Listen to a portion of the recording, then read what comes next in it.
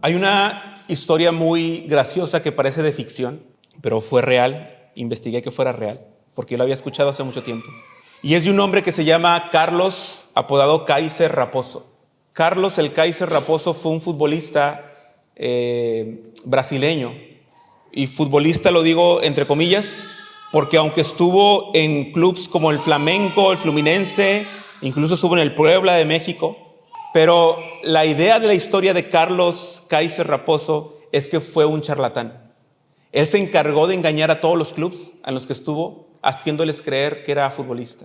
Era bueno para el acondicionamiento físico, entonces cuando ellos hacían las pruebas de preparación y todo eso las pasaba porque era un buen atleta, pero cuando le daban un balón, este hombre no sabía qué hacer con él y él lo sabía.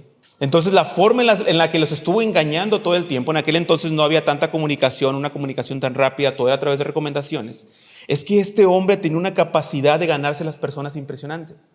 Entonces hizo amigos de futbolistas muy famosos que lo iban recomendando de equipo en equipo. Pasaba los exámenes médicos y cuando empezaba a entrenar y le daban un balón, este hombre fingía una lesión. Y así se salvó de no jugar. Entonces él tenía toda la vida de jugador, tenía toda la fama de jugador, tenía todos los excesos de los jugadores de aquel tiempo, vivía en ese estatus, se hacía amigo y se codeaba con todos los futbolistas, haciéndose pasar por futbolista, pero nunca jugó un partido en su vida. La única vez que lo metieron, ya no sabía qué hacer porque ahora sí estaba sano, lo tenían que meter, y lo que hizo fue empezarse a palabrarse con la porra del equipo contrario, y él fingió que se enojó demasiado y fue a agarrar a golpes a alguien, y eso hizo que lo expulsaran y se salvó de jugar. Como por 10 años este hombre estuvo cobrando la prima de su contrato, firmaba y a la semana se lesionaba. Pero vivía con todos los beneficios de un deportista famoso. Este hombre vivía del engaño, engañaba y engañaba y engañaba. El pasaje de la semana pasada, vimos cómo Jesús fue arrestado y ahora lo vamos a ver siendo juzgado y maltratado por las autoridades. Aparentemente Jesús no tiene a dónde ir, pero el que ahora finalmente hayan atrapado a Jesús es una evidencia de que Jesús era una farsa. El que ahora veamos y leamos este texto, que lo tienen prisionero, que lo están abofeteando, que le están escupiendo, que se están burlando de él, es una evidencia que al igual que este futbolista, Jesús fue una farsa, un engaño. Es una pregunta que te tienes que hacer. Porque todos aquellos que esperaban que el Mesías viniera a libertar al pueblo de Israel, a ganarle a Roma y a poner a Israel en la cima del mundo, que viniera con poder político, con caballos de guerra, con fuerza para imponerse ante los opositores, ahora lo están viendo capturado, ahora lo están viendo maltratado, sin poder defenderse aparentemente. Y la pregunta es, ¿este momento de su captura y del inicio de sus sufrimientos es una evidencia de que Jesús fue un engaño? ¿Es que los fariseos están ganando y por fin están demostrando que Jesús es una farsa? Y desde luego que esto no es así. Pero con esta pregunta retórica quiero ayudarte a pensar lo que está sucediendo en esta escena. Porque a estas alturas del partido espero que recuerdes que todo ha pasado justo como Jesús dijo que pasaría. ¿Te acuerdas?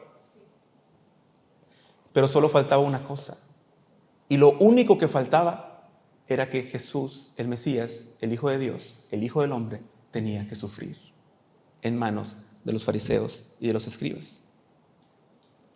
Entonces, lo que el mundo puede ver aquí como debilidad, lo que el mundo, la sociedad o tú mismo puedes leer esto y decir que está pasando con Jesús, que lo que le están haciendo, bueno, es que eso tenía que pasar. Y me atrevo a decir que a diferencia de este hombre jugador, que él decía que iba a jugar todo el tiempo, que era futbolista y que nunca tocó un balón en toda su carrera, si Jesús solamente hubiera estado hablando del sufrimiento, del sufrimiento, del sufrimiento, y esto no hubiera pasado, entonces Jesús no sería el Mesías del Antiguo Testamento. Porque en el Antiguo Testamento se declaró y se confirmó que el Mesías no solo venía con autoridad de Dios, que el Mesías no era capaz solamente de sanar y hacer milagros y señales, que el Mesías, que Dios en medio de ellos, no solamente iba a venir a poner todas las cosas en orden, sino que el Mesías tenía que sufrir. Entonces la escena que tenemos a continuación nos va a recordar los sufrimientos del Cristo. ahora podemos ver que Jesús es el verdadero Hijo de Dios que vino a sufrir para salvarnos. Y espero que tú puedas ver esta verdad en el texto, que la puedas ver con claridad junto conmigo. Jesús es el Hijo de Dios prometido, es el Mesías prometido, es el Rey prometido que vino a sufrir para salvarnos. Y para que Él cumpla con todo lo que está escrito de esta profecía sobre el Mesías, es necesario que Él sufra.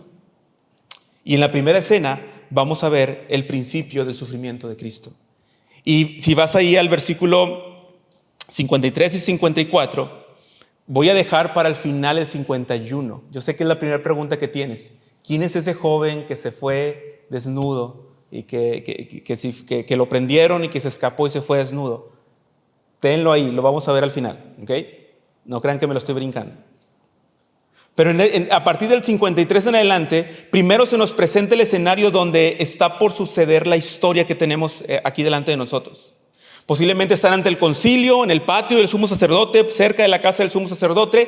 Y mira los elementos que nos está dando Marcos. Marcos nos está diciendo que se reunieron todos los principales sacerdotes, los ancianos, y también en el 54 dice que Pedro lo estaba siguiendo desde lejos. Incluso se metió dentro del patio y se sentó con los guardias para calentarse. Ahora, antes de empezar a acribillar a Pedro, como normalmente lo hacemos con esta sección, vamos a darle una buena a Pedro. Pedro dijo a Jesús, yo no te voy a abandonar. Es más, si todos te abandonan, yo no te voy a abandonar. Yo voy a dar mi vida por ti incluso. Y todos se fueron. Y Pedro está intentando cumplir su palabra. Pedro no se ha ido todavía.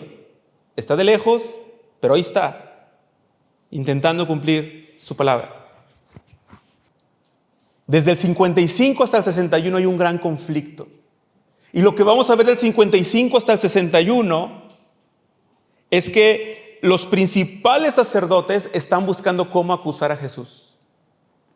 Y mira cómo el texto nos va a estar diciendo que las personas daban falso testimonio de Él. Y lo más gracioso es que echaban mentiras sobre Jesús y ni sus mentiras coincidían. Estaban procurando obtener algún testimonio para darle muerte. Pero muchos daban falso testimonio contra él, pero aún sus testimonios no contradecían. Dice, y el 57 dice, y algunos daban falso testimonio diciendo, nosotros le oímos decir, yo destruiré ese templo hecho por manos y en 3 días edificaré otro no hecho por manos. Esto no dijo Jesús. Si regresamos a Marcos 13:2, Jesús dijo, no va a quedar piedra sobre piedra. Esto va a ser destruido. Y cuando sea destruido, huyan a los montes. ¿Se acuerdan de ese pasaje? Pero lo estaban tratando de acusar de que era un revoltoso y que tenía ganas de destruir el templo. Pero Jesús no dijo eso. En efecto, el pueblo judío no podía condenar a nadie a menos que hubiera 2 o 3 testigos de lo que había hecho. Y debido a que los testimonios no coincidían, aún no tenían la coartada perfecta para condenar a Jesús a muerte. Y comenzaron a decir cosa tras cosa y nada coincidía. Y fíjate la frustración que vemos en el versículo 60. Entonces el sumo sacerdote, levantándose, se puso en medio y preguntó a Jesús, ¿no respondes nada de todo esto que están diciendo contra ti? ¿No te vas a defender? Pero dice la Escritura, fíjate cómo lo dice ahí en el versículo 61, pero él se quedó callado y nada respondía. Esto es maravilloso porque Marcos aquí nos está demostrando que se está cumpliendo una profecía importante del Antiguo Testamento.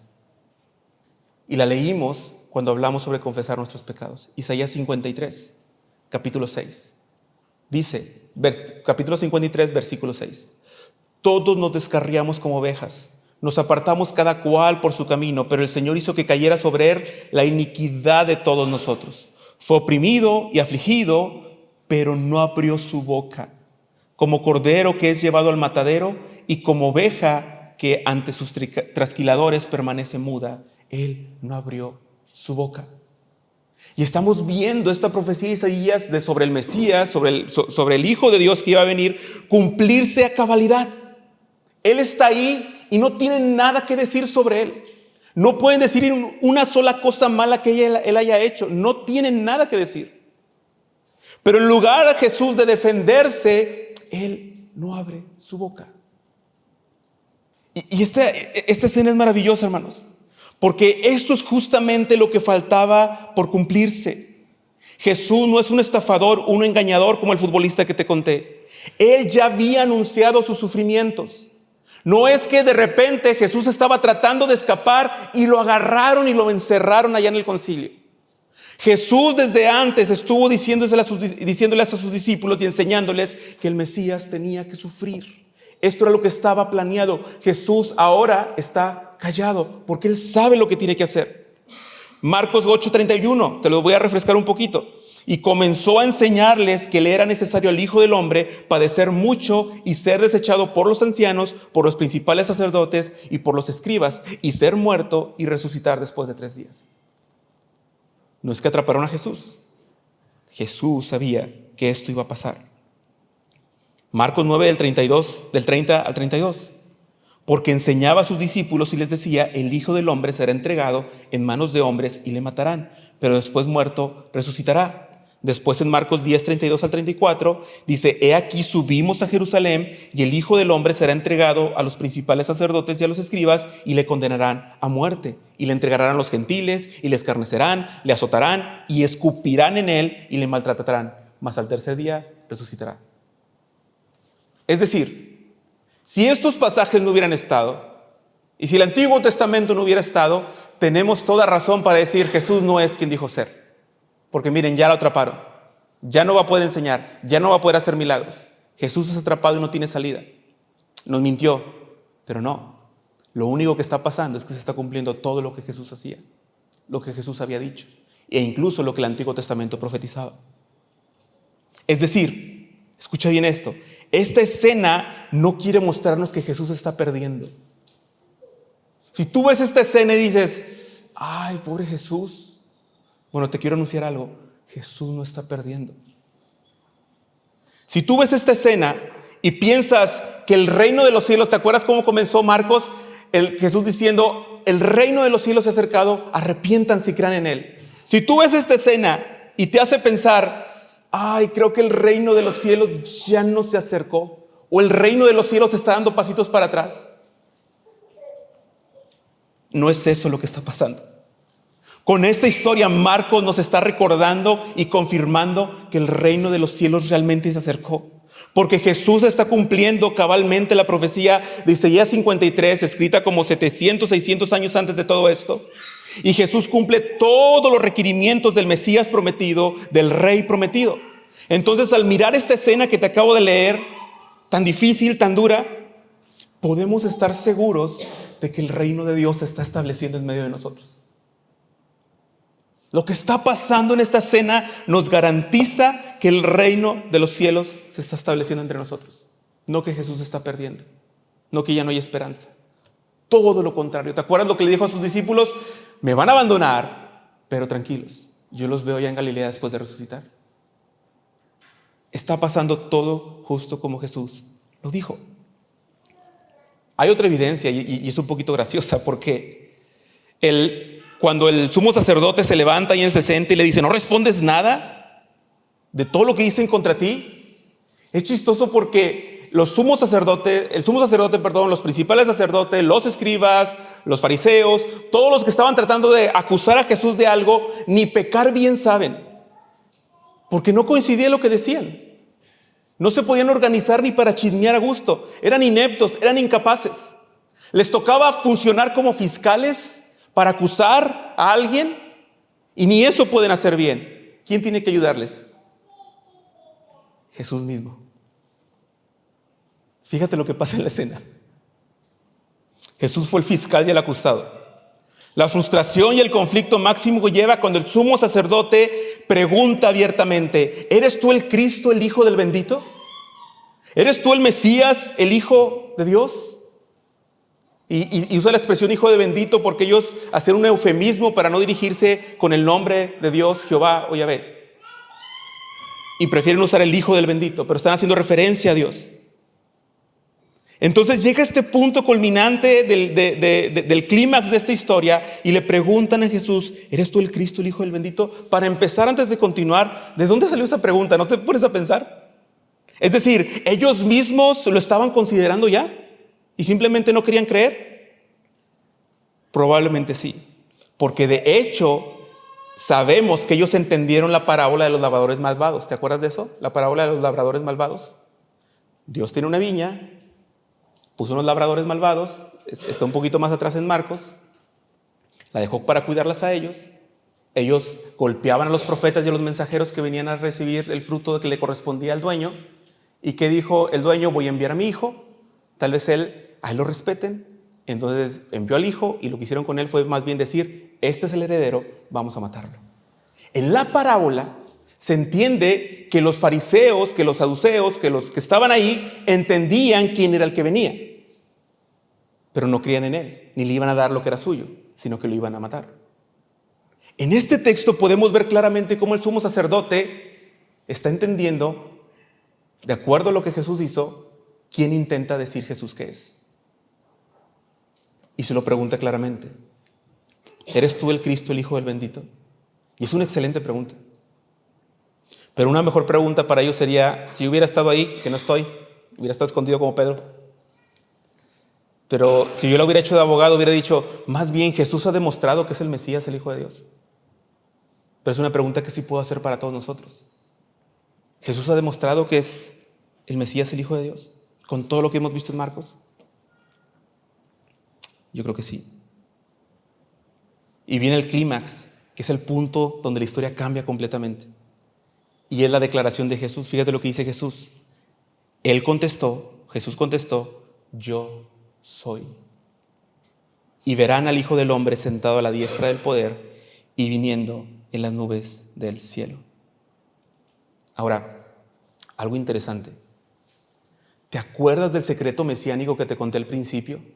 Que Jesús hacía cosas, pero les decía a sus discípulos que no dijeran quién era Él, ni lo que había pasado. ¿Se acuerdan que los espíritus inmundos o los demonios decían, eres tú el santo? Y Jesús los callaba para que no dijeran quién era Él. Durante muchos pasajes anteriores, en la sinagoga de Capernaum, Jesús le reprende diciendo, cállate y sal de él, para que no dijera quién era Él, porque él dijo que era el santo de Dios. Cuando sanaba a los enfermos, no dejaba hablar a los demonios porque le conocían, dice Marcos 1:34. También le daba órdenes a las personas sanadas, como al leproso, como cuando se resucita la hija de Jairo, el ciego de Betsaida.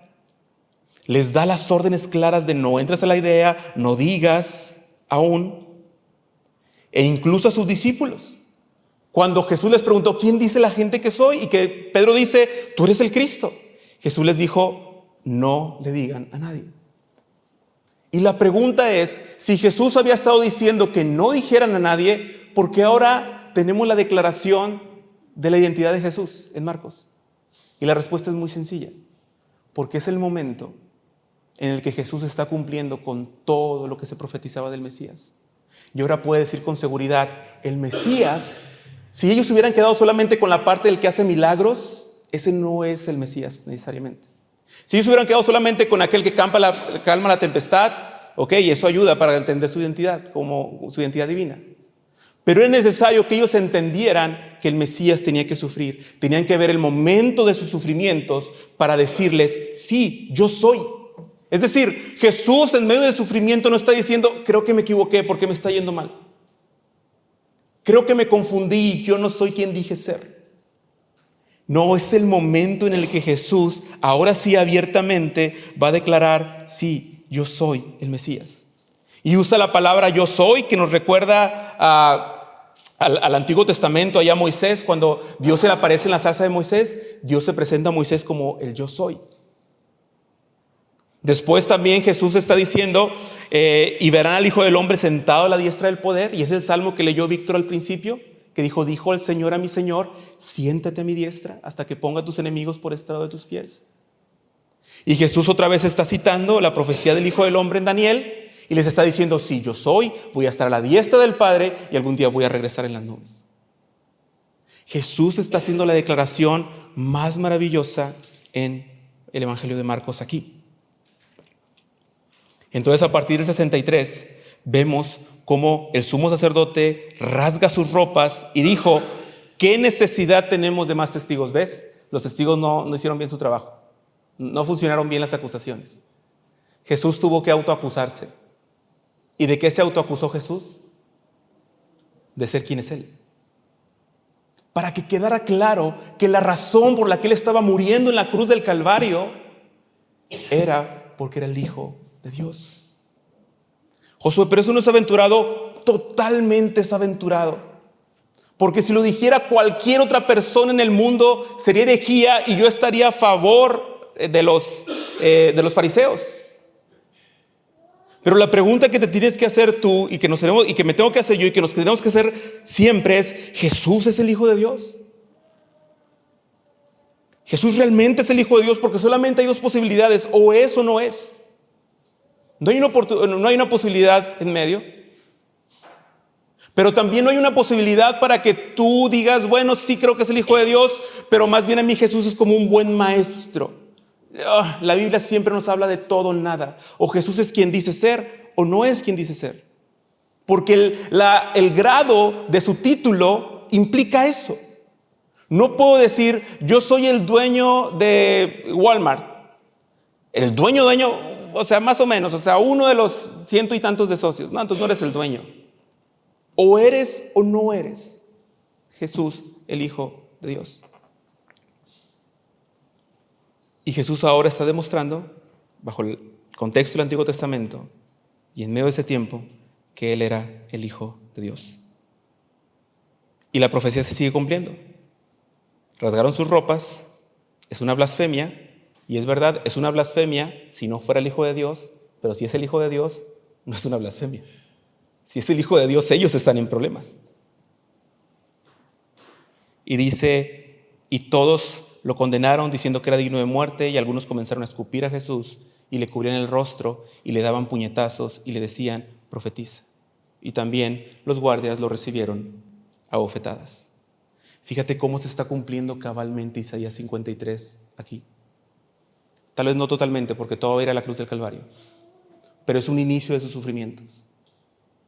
Y ves esta escena y lo que tú y yo podemos decir es: ¿Jesús está perdiendo o está ganando? Y yo diría las dos cosas, porque Él vino a perder su vida para rescatar a muchos. Es lo que dijo Marcos: el Hijo del Hombre no ha venido para ser servido, sino para servir y para dar su vida en rescate por muchos. Y en la siguiente escena vemos lo que Pedro ve en la primera escena. Acuérdate, Pedro estaba ahí viendo. Y ahora vienen en el 63 las 3 negaciones de Pedro. Y esto es interesante porque Marcos nos está poniendo a Pedro como un observador de todo lo que está pasando. Y fruto de lo que observó Pedro, ahora Pedro viene y va a negar a Jesús. Pero otra vez, no quiero ser abogado de Pedro. Bueno, sí, un poquito. Porque nos le hemos ido al cuello, a la yugular al pobre de Pedro, ¿verdad? Predicamos de Pedro y es predicación de cobardes. Miren, Pedro fue un cobarde, Pedro no hizo esto, Pedro no hizo aquello. Vamos con calma, porque vamos a ver cómo lo está presentando Marcos a Pedro. Y te lo explico con un testimonio de un predicador inglés que se llamó Brownlow, del siglo XIX. No voy a volver a pronunciar su nombre porque no sé si me sale bien, así que acuérdense de él. Y él, en su vida pasada, antes de venir al Evangelio y después ser predicador, fue alguien que vivió una vida desenfrenada. Fue un jugador, fue un borracho, fue un mujeriego. Y era evidente para todas las personas que estaban ahí que era una persona que estaba lejos, obviamente, de Dios y de la moral natural de cualquier persona de la sociedad. Él se encontró con Cristo, Dios lo transformó radicalmente, y North, que es su apellido, se convirtió en uno de los predicadores más apasionados y efectivos en Escocia. En una ocasión, cuando él va a predicar su sermón a la iglesia, una persona que no lo quería le dio una carta antes de subirse y le dijo que la tenía que leer antes de predicar. Y cuando él lee esa carta decía: si usted no deja de predicar aquí y ahora, yo voy a revelar toda esta información que sé de usted de su vida pasada. Él se paró al frente, les dijo que le acaba de llegar una carta, Y lo que decidió hacer este hombre fue leerle a la iglesia la carta. Y leer todas las cosas que decían de él. Y después este hombre dice, todo lo que dice esta carta, dijo él, es verdad. Yo soy ese hombre. Fui culpable de todo esto. Pero me presento ante ustedes no como el hombre que era, sino como un testimonio viviente de la gracia de un Dios que perdona. La sangre de Jesucristo, su Hijo, me ha limpiado de todo pecado. Y si Dios pudo salvar y perdonar a un pecador como yo, también Él puede salvar y perdonar a cada uno de ustedes hoy. Y esa fue una expresión maravillosa que le liberó de todo eso, recordando su pasado a la luz del Evangelio, y pudo continuar predicando el Evangelio en ese momento. Lo que estamos viendo de Pedro, porque ¿saben quién le ayudó a Marcos a escribir el Evangelio? Pedro. Y te garantizo que Pedro quiere que sepas esto que le pasó. Y la razón por la que Pedro quiere ver aquí lo que pasó, que veas lo que pasó, no es para que le digas cobarde, ¿no? No, es para que tú y yo nos veamos en los ojos de Él y puedas ver algo maravilloso. Mira lo que está pasando. Estando Pedro bajo el patio, llegó una de las sirvientas del sumo sacerdote. Y al ver al Pedro calentándose, lo miró y le dijo, tú también estabas con Jesús el Nazareno. Pero él no negó diciendo, ni sé ni entiendo de qué hablas.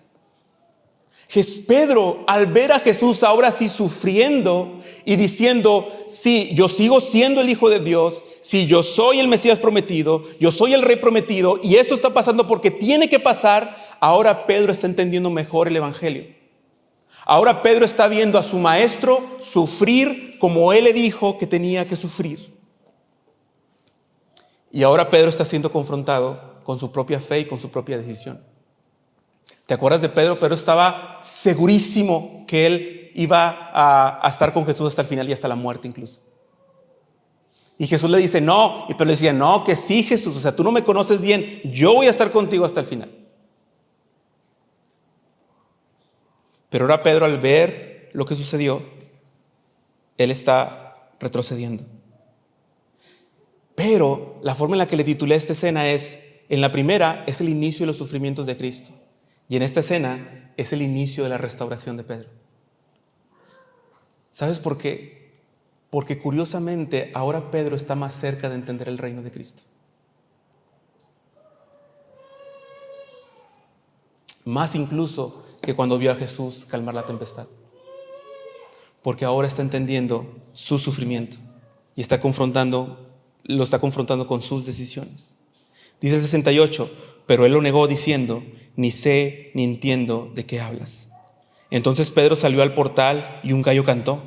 Cuando la sirvienta lo vio de nuevo, comenzó a decir a todos los que estaban ahí, este es uno de ellos. Pero Pedro lo negó otra vez. Poco después los que estaban allí volvieron a decirle, seguro que tú eres uno de ellos, pues también eres Galileo. Pero él comenzó a maldecir y a jurar, yo no conozco a este hombre de quien hablan. Y al instante, dice Marcos, un gallo cantó por segunda vez. Entonces Pedro recordó lo que Jesús le había dicho. Es decir, el pecado de Pedro no toma por sorpresa a Jesús. De hecho, me atrevo a decir que tú no puedes sorprender a Dios. No va a llegar un momento en tu vida donde Dios te diga, oye, yo no te conocí esas cosas. ¿Ya llegaste muy allá? No tenemos la capacidad de sorprender a Jesús. Ni para mal, y de una vez te digo, ni para bien, ¿no? O sea, porque luego también cuando hacemos las cosas bien decimos, una estrellita, por favor, ¿no? Ni para mal ni para bien, Él sabe todas las cosas. Y el pecado de Pedro no tomó por sorpresa a Jesús. Y de hecho Marcos aquí nos está mostrando que Pedro se acordó lo que Jesús había dicho. ¿Y te acuerdas lo que Jesús dijo? Pedro, antes de que el gallo cante, me negarás 3 veces. Pero Pedro con insistencia repetía, aunque tenga que morirte, no te negaré. Pero es maravillosa esta escena aquí, porque Pedro también está recordando posiblemente que Jesús les dijo, todos se van a escandalizar, todos se van a apartar, pero yo después de resucitar los veo en Galilea. Y ve conmigo un poquito del capítulo 15. Perdón, es el 16, versículo 6. Después de que Jesús resucita y las mujeres van a intentar ungirlo, fíjese lo que dice. El ángel les dijo, no se asusten, ustedes buscan a Jesús el Nazareno, el que fue crucificado, ha resucitado, no está aquí, miren el lugar donde le pusieron. Pero vayan y digan a sus discípulos, ¿y a quién? Y a Pedro, que él va delante de ustedes a Galilea. Ahí lo verán tal como él les dijo. ¿Te fijas cómo esta escena de Pedro no está para que veamos a Pedro como cobarde, sino está para que veamos la gracia de Dios comenzando a transformar el corazón de Pedro? Porque el Pedro que se creía autosuficiente y capaz de dar su vida por Cristo, ahora se está confrontando con la realidad de que no es suficiente en sí mismo. Ahora tenemos a Pedro llorando amargamente. Ahora tenemos a Pedro con vergüenza. Y ahora entendemos quién es el hombre, el joven que escapó desnudo, avergonzado. Del 51 y 52. Marcos, déjenme hacer un paréntesis para tips de lectura de la Biblia. Marcos particularmente hace algunas comparaciones de historias con discípulos. Por ejemplo, el ciego que fue sanado en 2 etapas en el capítulo 8, ¿se acuerdan?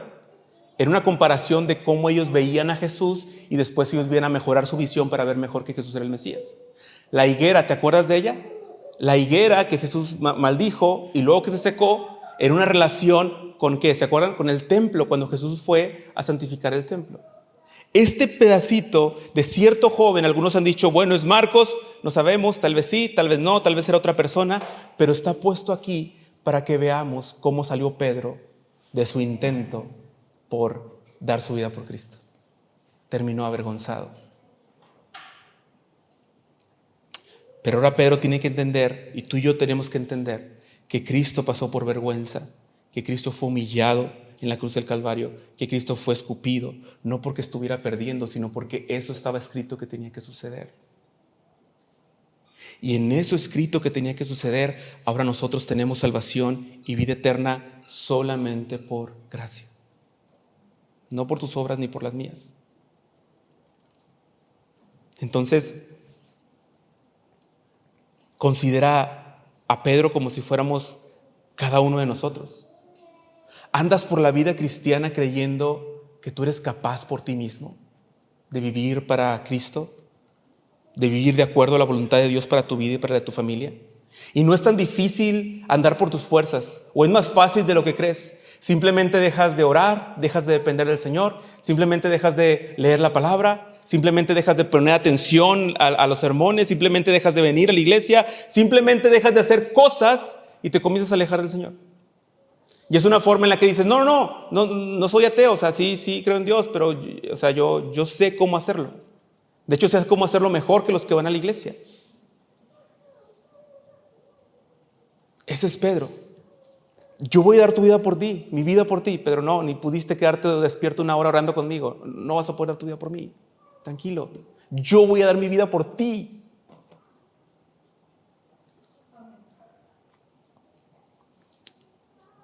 Pero por otro lado, si tú no has creído en el Evangelio, si tú no has puesto tu fe en Cristo, mira lo que este pasaje tiene para nosotros hoy. En el inicio del sufrimiento de Cristo, en entender el Evangelio de Jesucristo, el Mesías que vino a morir y a sufrir, está nuestra salvación más grande. Porque no se trata de las obras que tú puedas hacer o de la capacidad que tú tengas para portarte bien, sino se trata de una vida de arrepentimiento que se entrega por completo a la obra de Cristo, por gracia. Pero todo esto son declaraciones internas que tú y yo tenemos que predicarnos todos los días. Y una pregunta muy importante para ti y para mí hoy es, ¿realmente andas en la vida entendiendo que todo lo que tienes y que todo lo que haces, todo lo que vives es por la gracia de Cristo? ¿O realmente andamos en nuestras vidas un poquito despistados, creyendo que somos suficientes en nosotros mismos? Porque mira el poder maravilloso que ahora está obrando en Pedro. En el plan de Dios, ahora Pedro no anda arrogante, sino que ahora Pedro está humillado, ahora Pedro está avergonzado, y ahora Pedro, como te lo dije, está más cerca del reino que antes. Porque ahora puede reconocer que es insuficiente, que no es capaz. Y sabes, eso es lo que hace el Espíritu de Dios en tu vida y en mi vida. Nos convence de pecado. Posiblemente recordarás una historia muy famosa de un artista famoso o comediante que es Adal Ramones, y que él dijo que aceptó a Cristo en su corazón y que le entregó su vida a Cristo. Y cuando lo volvieron a entrevistar, él dijo, pero no me malinterpreten, mi vida ya estaba bien, yo estaba muy bien. Vino Cristo y pues la hizo mejor, así me gustó más. Pero yo ya estaba bien, yo ya era bueno, pero ahora con Cristo puedo ser mejor. Ese no es el evangelio que se predica aquí. Ni aquí, ni aquí. El evangelio que puedes ver es Pedro creyendo que puede ser mejor y topándose con la pared y dándose cuenta que no puede y que Jesús tenía razón, que justo lo que le dijo, a pesar de que le dijeron, pasó. Te garantizo que ahora Pedro tiene aquí una conciencia de que no puede. Y el evangelio en tu vida y en mi vida inician ahí. Cuando tú te convences de que eres pecador por la obra del Espíritu Santo en tu vida. Pero Jesús no se va a quedar ahí. Jesús va a ir a la cruz y se va a encontrar con sus discípulos después de la resurrección. Pero el tema es que para ti, para mí, la historia no termina en la culpa de sentirte pecador, sino en la gracia que Cristo ofrece a todos los que se arrepienten y creen verdaderamente en Él. Pero otra cosa que tienes que saber es que esta acción, esta declaración, esto que está sucediendo, es una fe que se mantiene y se pone en Cristo Jesús, fruto de su gracia y de la obra de su Espíritu Santo en nosotros, una vez y para siempre. No es que Pedro va a decir, bueno, mañana voy a creer, pero pasado no, y luego 2 meses sí, y luego 3 meses no. Entender lo que está sucediendo aquí, lo que está por pasar con Pedro, y lo sabemos por toda la historia que tenemos delante y todos los escritos que hay de él delante, es que Pedro, a partir de la resurrección de Cristo, no volvió a ser el mismo. Porque a los que se arrepienten verdaderamente, a los que creen verdaderamente en Jesús, el Hijo de Dios que vino a sufrir para salvarnos, la Biblia dice que hay vida eterna. La Biblia dice que de modo que si alguno está en Cristo, nueva criatura es, las cosas viejas pasaron y todas son hechas nuevas. Pero también para todos los que ya somos creyentes, que has estado toda tu vida en la iglesia, debes de considerar si no estás volviendo atrás a vivir una vida como la de Pedro, creyendo que por lo que sabes, que por tus ganas, que por tu fuerza, puedes hacer todo lo que viene adelante. Y has descuidado la oración, has descuidado la palabra, has descuidado crecer en el evangelio, porque eso te va a llevar a momentos tristes. Estamos seguros que Dios en su gracia, los que realmente han creído en Él, no perecerán jamás. Nada los arrebata de su mano. Él nos preservará hasta el fin. Pero este podría ser un llamado para ti como cristiano, de regresar a la palabra, de regresar a la adoración. Así que vean estas 2 escenas maravillosas. El inicio de los sufrimientos de Cristo es el inicio de la restauración para Pedro. El inicio de los sufrimientos nos recuerda la obra de Cristo Jesús en nosotros, por su gracia y por su muerte y su resurrección en la cruz del Calvario. Oramos.